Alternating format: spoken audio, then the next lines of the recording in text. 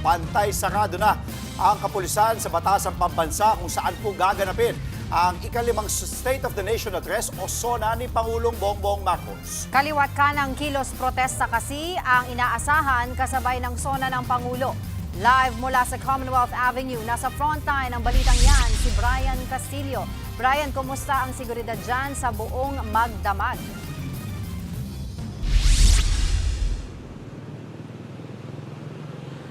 Angela, mahigpit na yung seguridad sa paligid ng Batasan Complex sa buong Magdamag. Yan ay para sa ikalimang SONA ni Pangulong Bongbong Marcos ngayong araw. Kagabi pa lang, nakapwesto na ang libo-libong mga pulis sa Commonwealth Avenue. Inaasahan kasi ang pagdagsa ng mga rallyista ngayong araw. Nakataas na ang full alert status sa buong Metro Manila simula pa noong Biyernes. Handa na raw ang mga pulis, pati na rin ang kakailanganing mga gamit. Nakapwesto na ang ilang metal barriers, pati na mga barikadang may barbed wires. Mayroong ding mga nakaposisyong tents na magsisilbing outpost at command center ng NCRPO dito. Aabot sa mahigit 20,000 mga pulis ang nakadeploy para matiyak ang kaligtasan sa SONA. Tiniyak naman ng PNP na wala pa silang namomonitor na kahit na anong banta kaugnay ng SONA, pero nakalerto at handa raw ang kanilang hanay na tumugon. Nauna ng inspeksyon ng NCRPO ang ilan sa mga critical area na kanilang babantayan. Kabilang dyan ang Commonwealth Avenue, St. Peter Parish hanggang Sandigan Bayan, Batasan Road, ang Kamara at Batasan Police Station. Nagpatupad naman ang Quezon City ng liquor ban. Bawal bumili at pagbenta ng alak hanggang mamayang alas 6 ng gabi. Suspendido rin ang klase sa lahat ng antas sa Quezon City ngayong Lunes. Samantala, itinanggi ng PNP ang umano'y nationwide gun ban na ipatutupad sa araw ng SONA. Sa halip, higpitan daw nila ang pagbabawas sa pagbitbit ng baril at iba't ibang uri ng kagamitan sa ilang designated security areas. Angela, sa ngayon ay nakaposisyon na yung iba't ibang government agencies dito sa may Batasan para nga sa ilang gagawing pagbabantay ngayong SONA. Samantala, dire-diretso at wala pang pagbigat ng dalang trapiko sa magkabilang lanes ng Commonwealth dito malapit sa may Batasan. Yan muna ang latest. Balik sa inyo, Angela. Live mula sa Batasang Pambansa sa Quezon City. Maraming salamat, Brian Castillo. Ilang oras po bago ang SONA ni Pangulong Bongbong Marcos, mahigpit na binabantayan ang seguridad sa paligid ng Batasang Pambansa. Bantay sarado rin ang entry at exit points ng complex bago ang ikakasang rally sa Commonwealth. At live mula sa Commonwealth Avenue, nagbabalik si Brian Castillo. Brian, kumusta ang sitwasyon dyan?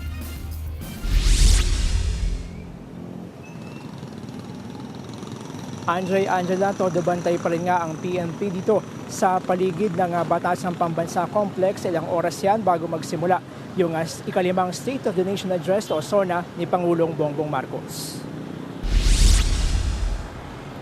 Nakapwesto na ang mga tauhan ng NCRPO sa kahabaan ng Batasan Road. Naka-standby din ang ilang tauhan ng Armed Forces. Mahigpit itong binabantayan dahil isa ito sa mga tinatawag ng mga pulis na critical area. Ito rin kasi mismo ang daraanan papasok ng Batasan Complex kung saan gaganapin ang SONA. Ipinagbabawal din dito sa kahabaan ng Batasan Road ang mga rallyista. Nakapwesto na ang mga gagamiting barikada. Ito'y para masiguro na walang makalalagpas sa itinakdang lugar kung saan lamang pwede ang kilos protesta.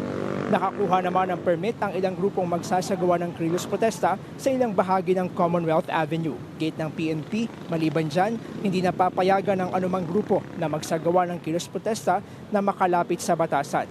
Sa mismong entrance at exit points naman ng Batasang Pambansa Complex, isa-isang sinusuri ang lahat ng mga sasakyang papasok. Gumagamit din ng K9 unit sa mga pulis sa pag-iinspeksyon. Nakadeploy din ngayong araw ang mahigit 20,000 pulis para tiyakin ang seguridad sa SONA. Tiniyak naman ng PNP na paiirali nila ang maximum tolerance. Ayon kay NCRPO Director Police Major General Anthony Aberin, kung may magpumilit namang pumasok ang mga rallyista, nakahanda rin daw silang tumugon. Ayon naman sa MMDA, maghanda na sa mabigat na dalang trapiko sa kahabaan ng Commonwealth. Dahil bukod sa mga rally, magpapatupad din ng MMDA ng rerouting scheme. Isasara rin ang mga U-turn slots kabilang na ang bahagi ng Tandang Sora at sa Maya UP Techno Hub. Magkakaroon din ng zipper lane sa southbound lane ng Commonwealth. Angela, panawagan naman ng PNP doon sa mga magsasagawa ng kilos protesta ay manatiling mahinahon at sumunod doon sa mga napag-usapan nilang patakaran. Samantala, mula dito sa ating kinatatayuan sa harap ng South Gate ng Kamara ay nananatiling mahigpit ang seguridad, pero tuloy-tuloy pa naman yung daloy ng trapiko sa ngayon. Naka-standby na rin dito yung ilang mga tauhan ng PNP at maging ng Bureau of Fire Protection. May kanya-kanya silang outpost dito para mabilis silang makatugon ano man yung maging sitwasyon sa buong maghapon. Yan muna ang latest mula dito sa harap ng Batasang Pambansa. Balik sa inyo, Andre Angela. Live mula sa Commonwealth, maraming salamat, Brian Castillo. Mga kapatid, Andre Felix po, manatiling may alam pagdating sa mga mahalagang balita sa loob at labas ng bansa. Mag-follow at mag-subscribe na po sa social media pages ng News 5.